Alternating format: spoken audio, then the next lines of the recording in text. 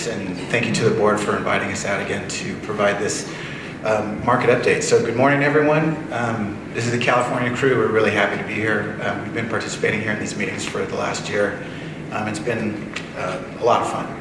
And we've learned a lot. I've learned a lot. My name's Sam Enoka. I'm from VIASYN. We're the leading third-party scheduling coordinator in California, so we deal with a lot of ISO market issues out there. We also do transmission planning and interconnection planning, mostly in California, but also throughout WEC. Just by way of background, I was born and raised in Alaska, and I know there's some ties to Alaska on the board. I started my career in institutional real estate, and ironically, I got out of real estate because I thought real estate was too slow. So I'm in energy, great. So anyway, last night, the four of us were talking at dinner about how to frame up today's discussion and an update, given that we were here last year. We did a panel on this last year. And we decided, well, the first option was we could just take our presentations from last year and just redline them and just basically show you, hey, updated dates, basically the same set of issues. But we decided, we had too much information last year. It was too dense. It was alphabet soup. There was a lot of stuff going on a lot of different slides. So we decided to reframe it this way. What's happened since our last visit, and that will be Jesus Arrendondo of Advantage Consulting, and then Jeff Harris from Ellison, Schneider Harris is going to jump in with what is and what isn't happening since last year. And then lastly, we're going to end with Sharif Ebrahim from Kearns West, who's going to tell us some recommendations about what to do if you want stuff to happen successfully. So if there's one point, there is one point, at least one point that I want you to take away from this panel discussion today. And I'll start off like this. So listen, true story. If you want to learn, you can surprisingly learn a lot about what's going on in California and the energy scene by golfing with us. Jeff and I were out in Tahoe a couple weeks ago golfing, and one of our colleagues hit a goose that was parked on the green. It definitely wasn't me that hit it because it was on the green. But as soon as our colleague hit the goose, Jeff, being the lawyer, and the other energy guys that were there, started diving into all the issues that we're going to have to deal with now. BLM, Fish and Game. Are we, is this a federal issue? Are we dealing with a state issue? NEPA, CEQA. I mean, it was just the litany of stuff. And this was just the last 50 yards into the green. And I was like, wow, this is good. I'm learning a lot just from what happened with this issue. And the point that I want you to take away is the same advice that Lloyd gives me when I'm golfing with him, which is, he sees me golf and then he says, "You need help, brother." So with that, I'm really honored, like I said, to be here to present a market update with my colleagues. The guys that we're about to see here are truly market experts in their domain. I introduced them last year, but I'm going to let them introduce themselves to you as we go forward, just in the interest of time. So with that, I'll turn it over to Jesus to give us an update on what's going on in California. Thank you, Sam, and thank you to the board, the chairman, and to all of you for having us again. I've actually been out a few more times in between the last time that we spoke as a group, so I've had an opportunity to meet many of you and learn from you, and so some of my slides are going to look familiar, and the regret that I have is that we do move mountains in California. We have established a paradigm of being first in moving into the RPS, but there are a lot of lessons of what not to do from our experiences in California. Unfortunately, we are still leading the nation in issues around RPS and issues around once-through cooling, and that creates both opportunities and hurdles. And for those people that are coming into the California market, I think, as Sam said in his story, his comments. Everybody needs help, and I'll conclude with a slide on that. But let me just, which one is it? This one. Let me just give you, show you, I'm going to blow through these. I'm not going to read these things. I want you to have just a picture of what California looks like, what its history has been. We are over 50% natural gas generation. So when we talk about the opportunities in California, they're not just renewable, although renewable has gotten the bulk of the attention over the last several years. We can go back to 2003 and really 2006 when we really kind of stepped on the gas, pardon the pun, moving forward with renewable generation. One thing that gets ignored in a lot of these renewable stories that you read in the press is that there's a backbone of natural gas that's going to shape all of this. So there are tremendous opportunities on the natural gas side for you guys that are not doing renewables. California has basically opened the door on a number of things, and the question is, who's going to step in to help California with all the problems that we're creating for ourselves? This is just a snapshot of what we have, and I'm not going to go through it. The players in the politics, I've spent some time on this in probably one of my interim visits with this group. The advent of a governor that was a governor 30 years ago coming back and becoming governor again was really interesting to the politics of California. And add to that some changes in law that now, after having adopted a term limits for our legislature, now going back and realizing that, gosh, that wasn't a very good idea. Now we wind up with too many people just playing musical chairs. So in our wisdom, we changed the rules again. And as of the last election in 2012, we had over 2/3 of both houses of the legislature changing. So we have brand new people that are starting to learn all of California's problems anew. Now, most of these people come from city governments, municipal governments. So the interesting thing there is that they come hungry for, how am I going to get money back into my districts where I came from? Well, it just kind of starts the mess all over again, in my view, unfortunately. I know that doesn't happen in Wyoming, so that's why I'm able to say that. The interesting thing there is that we now have the first round in those 2/3 of both houses that are 12-year legislators. They can be around for 12 years. So we are in the second year of that 12-year phase. In 2014, that remaining portion that didn't get changed out will be changed out. So in 2014, we're going to have effectively a brand new legislature that was not around during the energy crisis. So think of that. We've been living with the hangover, the energy crisis, for some time, and now we're going to have to, I kind of shudder sometimes when I think, oh my gosh, I'm going to have to teach these people everything we went through. And the knee-jerk reactions that can happen as a result of what tends to happen in energy, and as we fluctuate with our needs, creates problems for us. So that's a little story of the legislature. Let's go back to Governor Brown. Governor Brown signed an RPS 33%, and the interim, which was after we last got together to get here a year ago, I told you that 40% renewable generation was being talked about.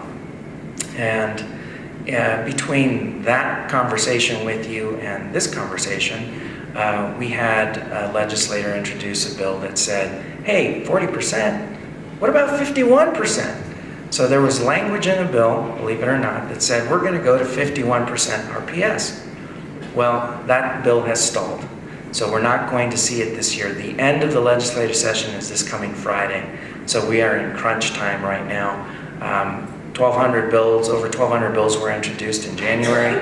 We're down to the last 400 bills that are going through the process. About half of those are going to pass. So we're really arguing over the last 200 bills literally right now. There have been amendments on some of those bills, and I'll talk a little bit about that in a second. But so of these bills, what were the major ones that are out there right now? We talked about CEQA reform. CEQA reform is a California Environmental Quality Act, I'm sorry, that dates back many centuries, I want to say. We were supposed to bring that into the 22nd century, and it didn't happen. It probably winds up as a bill that will simplify the construction of a basketball arena in downtown Sacramento. That's what that bill will become. We're in that phase of crazy amendments to bills that, bills that were a healthcare bill are now a rate reform bill at the last minute. And very similar to Washington, unfortunately, it's the same issue. I love a quote from one of California's delegates. We need to pass the bill so we can print the bill so we can read the bill. Nancy Pelosi actually said that. So we do the same thing at the state level. We need to pass bills so we can print them and then read them. And then I promise that I'm really going to pay attention is basically the promise that we get. Proposition 39 was a proposition that we passed that closed the loophole on taxes, and the bottom line for the energy industry is that it provides $500 million for retrofitting schools. Now, what does that mean? It means energy. It means rooftop solar for schools. So if you're doing rooftop solar, this is a very important bill because there's going to be $500 million to play with, and somebody's going to get those contracts. So I like to throw that out. These are the kinds of things that California likes to do. We try to identify ways of putting money into the industry for doing good things, for doing good deeds. Good deed doers, is I remember a line from The Wizard of Oz.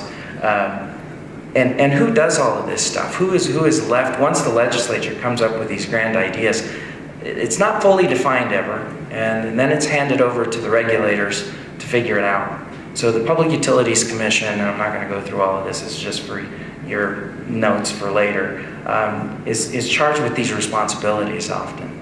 The Energy Commission is charged with, once you bring a project forward or you're going to power a project, here's where it's going to happen. All your permits are going to happen at the Energy Commission. Then we go back to the PUC where they approve the contracts that the IOUs engage in. The proceedings that are involved between getting to those contracts requires a forecast that's generated between the ISO and the CEC. And those forecasts are independent and they never agree. But that generates information that goes to a long-term procurement proceeding that the PUC engages that actually yields the go-get number to the utilities on what they can go procure and recover in rates. So we have this mess that we've created for how energy is going to be procured both on the renewable side and on the conventional generation side. So if you go back to Sam's comment about going from institutional real estate because it was too slow to energy, we make it even slower in California. We've done a good job. And how does that happen? You'll recognize this slide from one of my previous presentations. We've created a policy confluence, and that's a polite way of saying a policy mess in California. We have so many policies that are coming to an intersection at about the same time.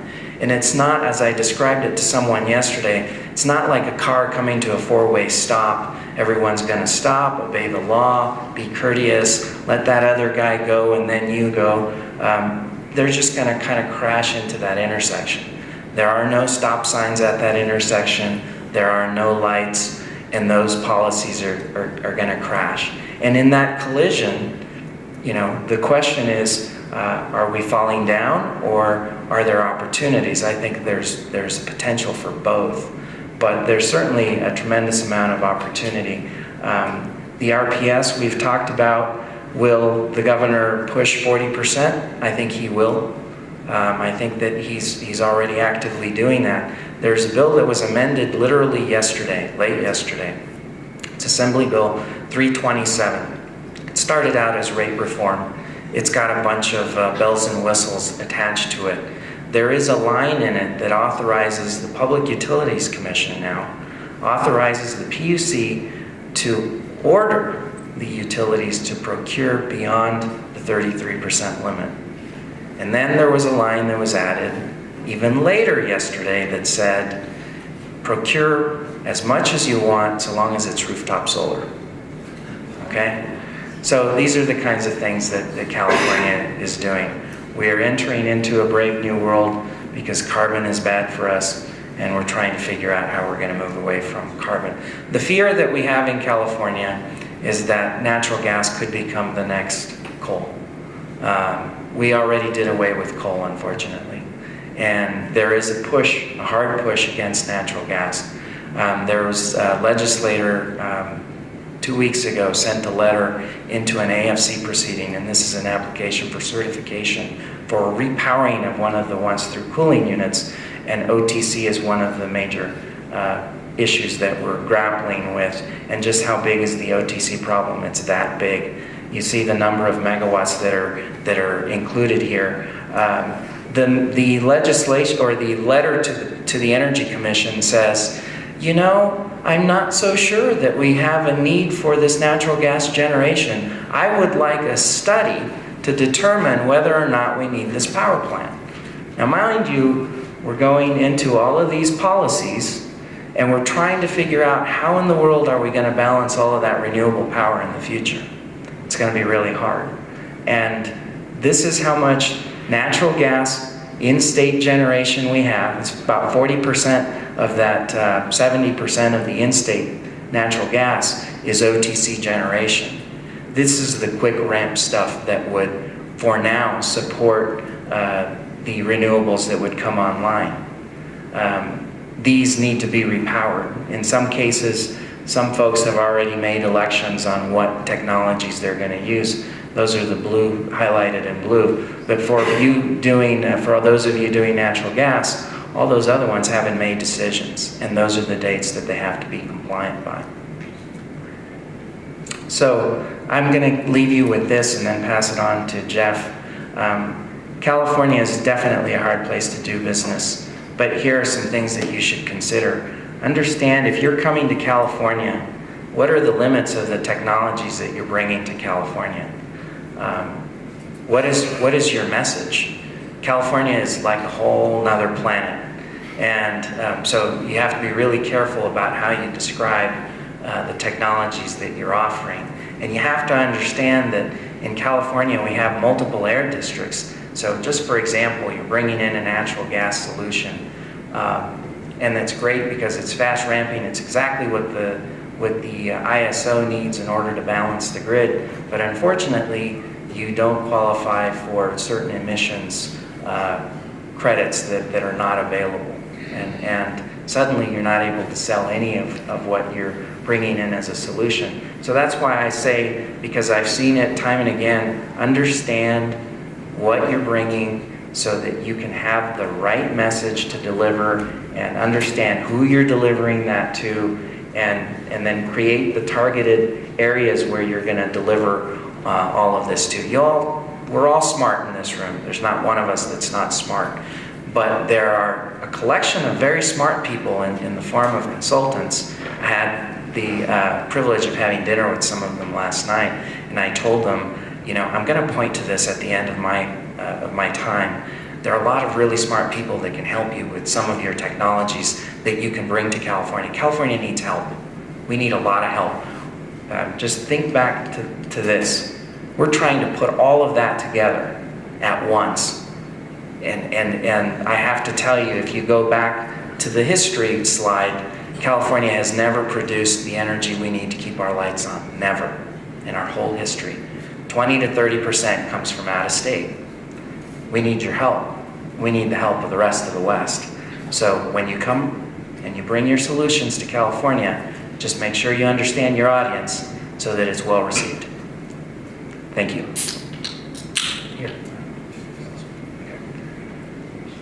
Thank you, Jesus. While we're putting up my slides, I'm Jeff Harris with Ellison, Schneider Harris. We're a Sacramento-based energy and water law firm. And I do have to provide the important caveat that no one on the panel was involved in the alleged incident with the waterfowl, and it lived. So we're good there. I want to thank the board for the opportunity to be here again. We always enjoy this setting. It's a great opportunity. My wife and I had a chance to get out early and enjoy the park and some other things, so thank you very much for that opportunity. My firm does energy and water work in California. We've licensed about 14,000 megawatts of generation, mostly natural gas, that is online and operating today since about 2001. We also do a lot of work on the transmission side, and then the regulatory alphabet soup, the PUC, the CEC, the CAL-ISO, CARB, which is a funny name for an air board, all kinds of fun stuff that run together. I feel really good about my business after Jesus's presentation, by the way, so thank you for that. I think things are interesting in California, so we're going to go through a few topics. I'm going to drill down a little bit more on that. And I didn't have a chance any other place to do a pun off a Led Zeppelin song, so I thought I'd try that with you guys, see if it works. Today's topics, I'm going to talk a little bit about what's happening in state in California, talk about what's happening in the desert or not, a little bit about what's going on in the South Coast, which you've heard a lot about as well. The integration challenge that people are kind of waking up to finally in California, especially with our renewable and greenhouse gas goals. Then I'll spend a little time and kind of drill down on the greenhouse gas thing. I don't use the word cap and trade in the slide because I could barely write it down without cringing, but it's here in California and we're moving forward and got a lot of experience dealing with those issues with allowances and auctions. And then we'll briefly talk about RPS, just kind of give you a thumbnail sketch of what's going on a renewable portfolio standard. And then finally talk about opportunities for you all in California, because as Jesus says, we need your help. In terms of what's happening in California right now, there was a big push with the ARA money in particular to put all of our renewables in the desert. And then suddenly some of the folks who were involved in the desert decided that maybe they didn't like that. And there are a lot of single interest groups out there, as you know, people who only care about the desert tortoise or care about one particular species of plant. So we ran into a lot of roadblocks there in the California desert. As a result of that, we only have about 4 projects actually under construction, about 1,800 megawatts, all right? Of those 4 projects, various states of construction. There's one left in the siting process right now, and it's kind of limping along slowly, and it's been giving kind of a hard time. Everything else in terms of large-scale solar in the desert is on hold, or it's not happening. So the 10,000 megawatts, 15,000 megawatts of solar thermal that California was going to use kind of base load is just not emerging. And that's partly a function of what's happened with the federal dollars going away, it really is. But that's the facts on the ground. In terms of PV, you've heard the mention of the rooftop. First off, anything behind, at distribution level or lower doesn't count towards RPS. So those rooftop megawatts, probably kilowatts, don't count towards the RPS number. It has to be delivered at the grid level. And the other reason PV is difficult to track is that it's not licensed by the state of California. We have a real balkanization there. Everything that is both 50 megawatts and thermal, and it has to be both, 50 megawatts or more and thermal, is licensed by the state of California. Anything else, that's just PV, which is not thermal, is licensed at the local level. Wind will also be licensed at the local level. So it's very hard for the state to track that. If you scratch a farmer deep enough in the Central Valley, you'll find a solar developer. They're everywhere. How many of those are real? It's really hard to say. And then they're waking up to what you've all faced before, which is it's really hard to get interconnected to the grid at a price that doesn't kill your project. So that's one of the big bogeys in our whole energy hole, is how much of this PV is actually going to happen. Geothermal in the Salton Sea, I mentioned this. This is kind of the darling right now, the new darling. We've got the most extreme environmental members of the legislature saying go to the Salton Sea, and if you've been to the Salton Sea, you probably figure out why. It's geothermal land and not a whole lot else down there. The feeling is that we can develop geothermal, which can be baseload in California. We can avoid all the stuff we have to do on the coast, and we'll just rely on in-state transmission. I've got one project going on down there. That's not even going to be an easy place to site projects in California, but look for people to point to that as a reason to not go out of state. In terms of some of the common obstacles you face in California, I thought Catherine did a good job on these this morning, but I'll just kind of quickly blow through those. You've seen all these acronyms before. You got to get your project approved. You have to go through the environmental process. Not only do we have federal ESA issues, we also have a California Endangered Species Act, which we read as being even more restrictive than the federal act. And so if something is jointly listed, you have to go through both those processes. We have fully protected species for which no take can be issued. If you've got a blunt-nosed leopard lizard, you go around it because you can't take one. So if you're wearing those boots today, hide them in California. In terms of interveners, as I mentioned, there's a lot of single issue groups out there, and there's a whole bunch of new groups that have kind of come up. People who call themselves Californians for Renewable Energy have never supported a renewable energy project. We also have all the single issue and then the NIMBY issues out there. I have one project where a city council is opposing the project, and the first line on their whereas is, whereas there has been a power plant on this site since 1896, comma. And they go on to continue to explain why they don't like a power plant on that site. So I have been informed that I'm going to have difficulty citing a power plant at a power plant. So that's where we are. And then in terms of mitigation requirements, there's this whole idea of what CEQA requires. And CEQA is sort of a magic term that a lot of regulators use to describe what they think is good policy. I understand the act, I understand what it requires. I see how it's applied. The problem with CEQA is not the law, the problem is the application. It's a pretty solid law, but the application has been pretty uneven. The South Coast, I'll go through this pretty quickly. You're all familiar with SONGS, the San Onofre Nuclear Generating Station. It's 2,000 megawatts in the load pockets of Southern California, completely dispatchable. It's gone. Nobody had planned on that. So the big question becomes, what replaces SONGS? I will tell you that SONGS is kind of becoming my practice. I call it the regulatory Rorschach. Everybody sees it as their opportunity. The renewable folks think it's their opportunity. The rooftop solar folks said, this is our opportunity. The gas folks, this is our opportunity. The wind, this is our opportunity. So there's apparently an opportunity out there. Who will seize that is going to really determine California's, I think, energy future going forward.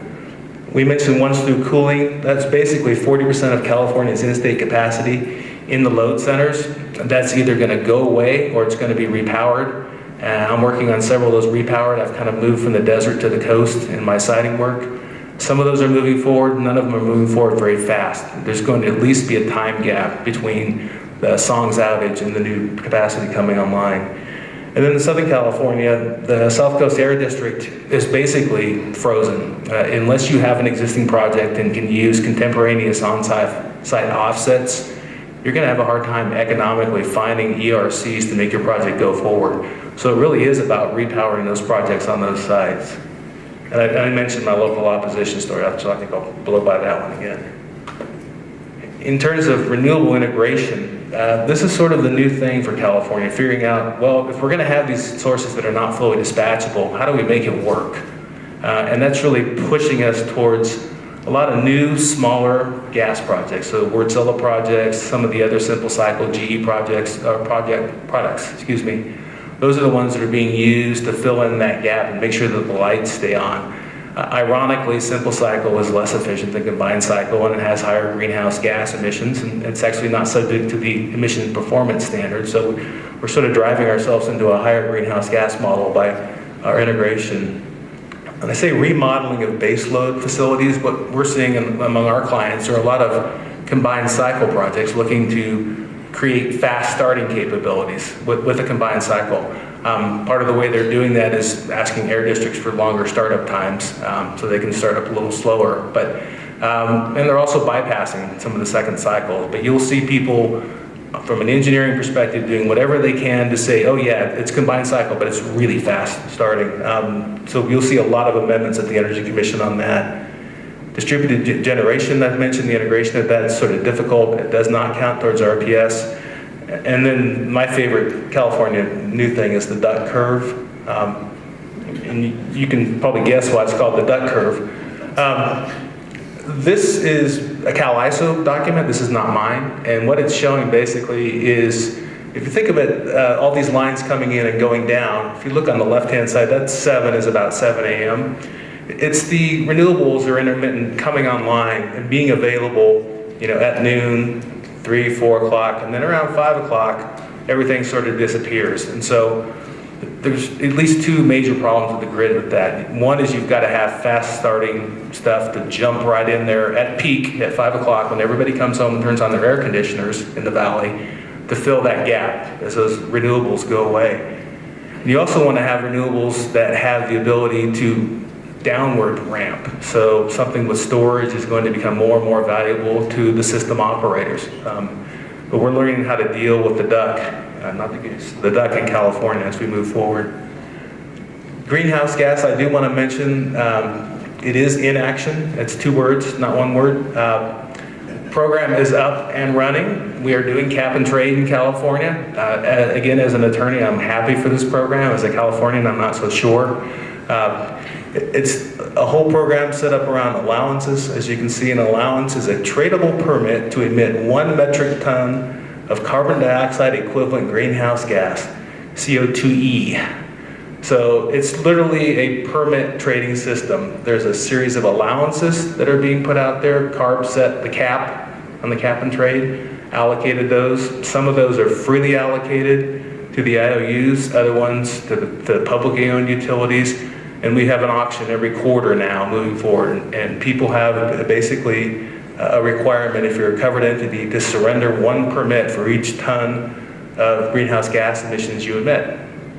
So we've got compliance periods for 2013 and 2014, which means if you've got a compliance obligation, you have to go into those auctions and during that 2-year period cover all of your greenhouse gas emissions. And so that's a new sort of interesting market, and I'll use that term very loosely because CARB has the ability to flood that market with new credits if they think that the price is too high. They've got a cost containment reserve, which sounds like market manipulation to me, but in any event, that's out there as well. The last bullet, when does this end? Literally, we do not know. There's a good argument that California's cap and trade stops in 2020. And the people who are opposed to this program are arguing that vehemently. This will ultimately be decided at the legislature, so you'll always have work. We're trying to figure out what it means. I think they picked 2020 on the theory that by that time there would be a federal program that we would just roll into, and we didn't need to deal with the world past 2020, but suddenly 2020 seems pretty close. Renewable portfolio standards, let me just make a couple of points on this slide. The first one is that number, 33% of what? That's an energy number. And in this room, I don't have to explain the difference between energy and capacity, thank God, because I don't like doing that. But it is an energy number. So it's not just how many megawatts of capacity you have on the ground, it's how much are you producing and using in the grid. And so we're gonna need that in California based upon, if you will, the failure of our own in-state facilities. The DC transmission connection to California is very important because that resource then gets treated as we call bucket 1. PUC, for all its sophistication, has put all these into buckets. Bucket 1 is basically in-state resources connected to a California balancing authority. Bucket 3 is tradable RECs, for those of you working in that world, and bucket 2 is kind of in the middle somewhere. But the gold standard is really that first bucket. A DC line that connects to California Balancing Authority, which happens to be El Dorado, for example, is an area that can count as bucket 1. So if you can get your wind on a DC line to El Dorado, which is not California, but it is hypothetical California, it's electrically California, you can count that as bucket 1, and that's the highest resource. And the utilities basically have more value in their bucket 1 RPS and declining to bucket 2 and down to bucket 3. So. Opportunities, I'll go through these pretty quickly again for you all. We do need your megawatts. Southern California is in trouble, both long-term and short-term, and don't forget that we get about 40% of our gas from Wyoming, and that's a story you ought to tell people when you're out there, and don't make it a threat, because, if you're in a market and the buyer, seller fight, then there's no transactions, that's bad for everybody. But remind them, you're already very much integrated with California. You're not new to California. And I think people need to understand that. If we're going to make natural gas our prize fuel, they got to think about who's supplying that. Renewable integration, if you can firm and shape your wind into California so that they know that they've got steady delivery, that's an important thing, and we've had some questions about that. Greenhouse gas, RPS, the alphabet soup, again, low carbon sources, wind fits right in with that model. And again, the bucket one interconnection is going to be a very, very good stabilizer. A couple myths you need to deal with. Myth number one is that Wyoming wind will supplant California wind. We're protectionist and territorial, and if we think that that's going to happen, people will say, well, why would we go out of state when we should do it in state? It's not true, as you well know. And the myth number two, Wyoming wind is just as unreliable as California wind at peak times. I put that as the most pejorative as I could possibly do it. But the utilities are very quick to tell you that when we need power in California, the wind doesn't blow. And one of them walked around at an IEP meeting with a chart that showed, here, we're in a heat storm. We're not hot in California, we have heat storms, okay?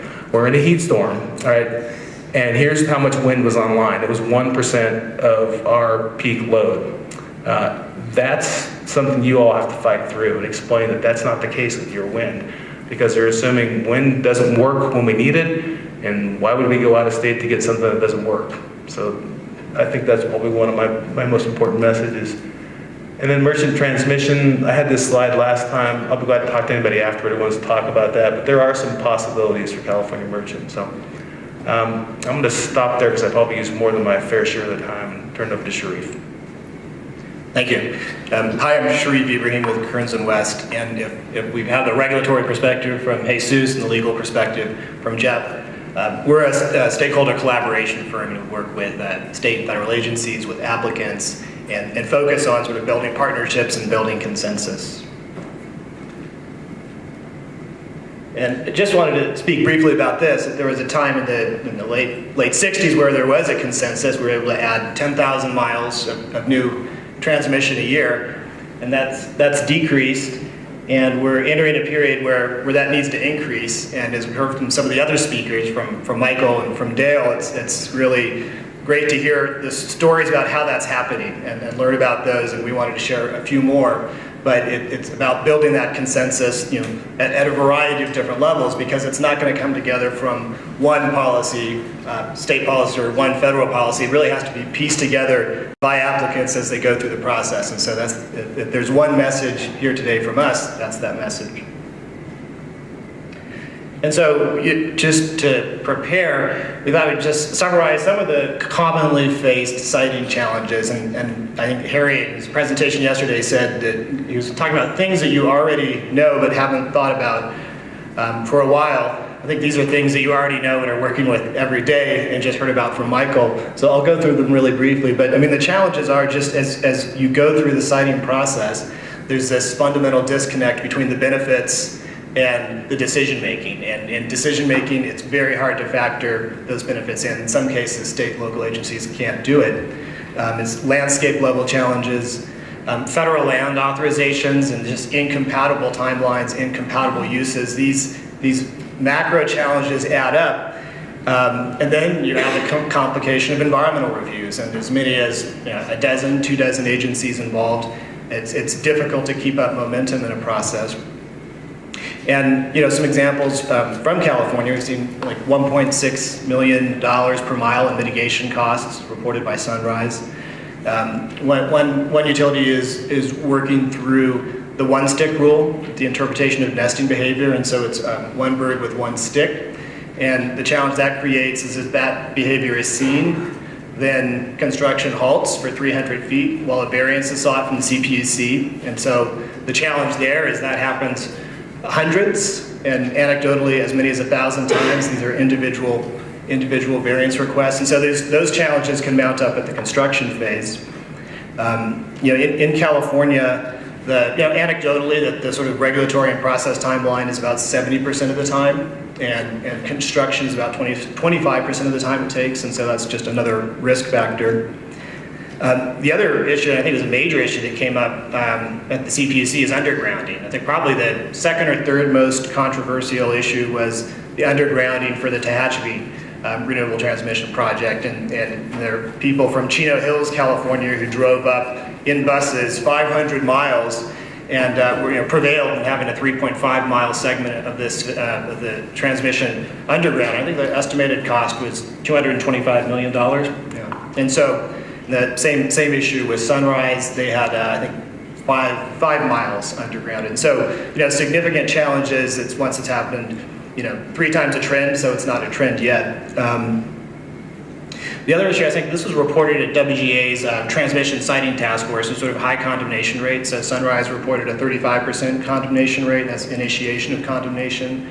Tehachapi was talking about a 27% rate, and they had found ways to decrease that. And so, significant challenges in state.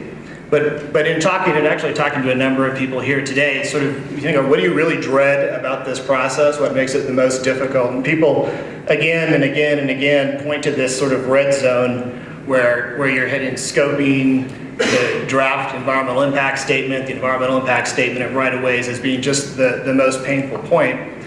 And the reason for that is it's, you're going from a conversation about benefits to what is fundamentally a conversation about impacts. NEPA, if it works like you would want it to, would be this sort of discussion of alternatives, but it really is the most significant place where opposition can prevail for a project. And the other real issue is that you have sort of divided leadership and responsibilities going into this process. So you have agency-led public involvement, public outreach process, and so it becomes very confusing and difficult. And so this is sort of the zone that people dread. People call it the NEPA straitjacket, people call it sort of the death zone, people call it the trouble spot, but by and large, people really dread conflict in this phase. And so what I wanted to talk about very briefly was just some of the strategies that applicants are using to deal with this phase in the process.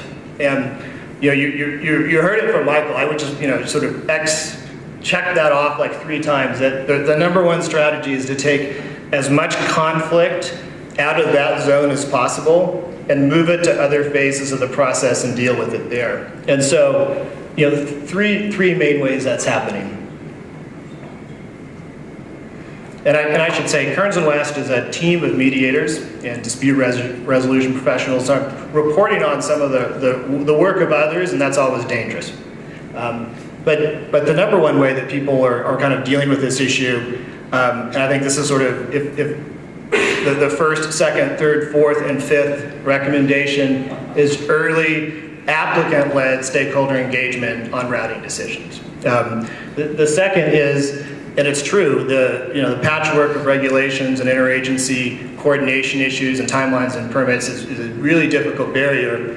If you want to integrate that, the best practices from applicants is they're just deciding to do it themselves. And so the applicants are working with the agencies and making that happen.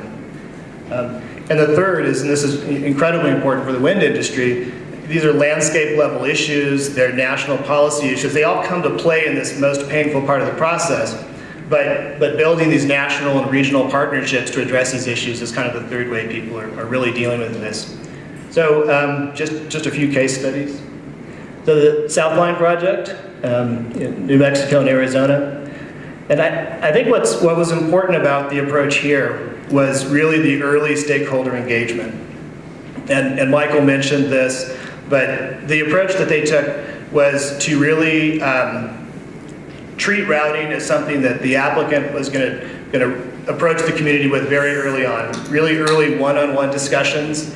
The simplest thing, can't say it enough, as being the most important. This is what applicants say time and time again, this is what works. Individual conversations with environmental groups, local government, small sector meetings, pre-NEPA workshops. They had a planning philosophy that they put out that just said, this is how we're going to approach routing and siting. And candid and open discussions. And I think the willingness of empowered and sort of authorized applicant team members to be able to sit down and actually deal with people change the whole dynamic. So the community members they don't start looking at that NEPA phase of the process as where things are going to happen. They look at the direct discussions with the applicant as that phase where things are going to happen. And so the result in this was anticipating significant issues, significant defense lands issues. But I think most importantly, a sense throughout the route going into the NEPA process that there's strong relationships. Here's an applicant that's respected local knowledge, They see how their input about how to route in through and around cities has been respected, and a significant amount of landowner trust, which will make a huge difference. The second case study was with this issue of interagency collaboration and coordination, significant schedule risk in this space. This is Portland General Electric, their Cascade Transmission Project, and they recently had a significant reduction in that line. But as they went into the process, the applicant decided that given that they were crossing tribal lands, they had Forest Service lands, a host of agencies, and Portland, I'm from San Francisco, Portland is a place that's the left of that. They decided that they really needed to pull together an interagency coordination process. We think it's the first time that an applicant has streamlined every major state and federal permitting process in terms of right-of-way issuances, in terms of NEPA, in terms of the state regulatory process into one consistent process. And so the way that it worked, the way that it worked was that the federal agencies, BLM, BIA, Fish and Wildlife Service, NOAA, the relevant state agencies, agreed that they were going to work from a common set of information, and this is done through an MOU. They agreed that they were going to work on a common schedule, and that they were going to integrate all these permitting processes so that the applicant isn't in the position of dealing with each individually separately. And I think what's important about this process is that it was managed by the applicant, and the agencies really appreciated that function of bringing together and helping them address their various and conflicting mandates, because I think as one speaker said, it's as difficult for the local, state, and federal agencies as it is for the applicants. And so that help is appreciated, and that leadership from applicants is greatly appreciated. If you approach it from an open, in an open and transparent way, they will rush towards you to find ways to help you. The third point I just wanted to mention was, because so many of these issues deal with this disconnect between the benefits and the local and state citing, that these national partnerships and regional partnerships to help address these issues are fundamentally important. And there are a number of stakeholders who are anxious to help the wind industry, help transmission companies, because they see the regional benefits. It's a big part of their mission, it's a big part of their mandate. And so building these partnerships is something that the wind industry has done a fantastic job of doing. But I wanted to just mention three that are ongoing. And one is WGA's Crucial Habitat Assessment. And it's all states in the Western Interconnection. It's coming online in December 2013. And they're dealing with habitat assessments and edge mapping so that there are consistent assessments of habitat across corridors. It helps provide sort of a basic of objective information you can use in making decisions.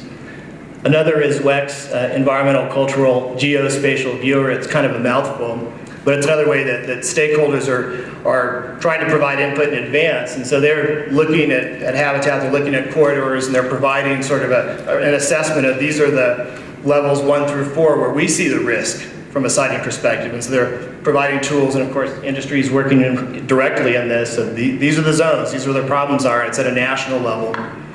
And we'll provide links to each of these in the presentation. And then finally, there are partnerships like the American Wind and Wildlife Institute that are dealing with some those national issues and scientific issues. And again, it's building as much consensus among the NGOs and the agencies going into these specific siting challenges as possible. And with that, I'll say that the wind industry has done a tremendous job of sort of building these types of partnerships. Applicants and transmission lines are sort of have this emerging best practice of sort of direct, face-to-face, early stakeholder engagement. That seems to be the norm. There's a lot of work being done in interagency coordination. Sort of undoubtedly, the transmission line siting process is a big, complex process. And I just wanted to point out another one, and maybe some of these tools will work there. And this is a process that Jeff and Jesus